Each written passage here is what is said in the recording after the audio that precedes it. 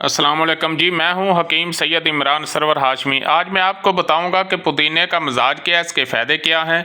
पुदीने का मिजाज जो है गर्म खुशक है और कानून मुफरद अज़ा में इसको गुद्दी उजलाती के नाम से पुकारा जाता है।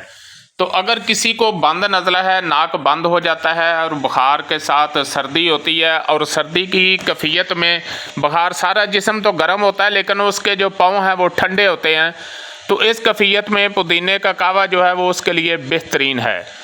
अगर आपको शदीद कब्ज़ है, 2-2 3-3 दिन पखाना नहीं आता, तो अजवैन और पुदीने का कावा पिएँ।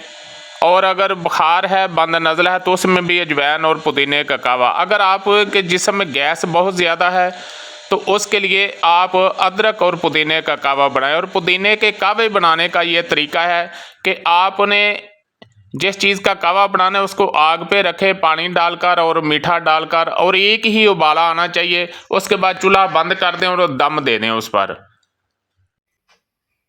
जो दोस्त जो तिबी तुलबा व तालबात ऑनलाइन कोर्स करना चाहते हैं, तिब सीखना चाहते हैं, उस्तादुल हुक्मा हकीम सैयद नेमत अली शाह साहब रहमतुल्लाह अलैह, उनके 6 नब्ज़ें 6 सबाक 6 नब्ज़ें कुल इमराज के तहत जो तिब सीखना चाहते हैं वो राब्ता कर सकते हैं।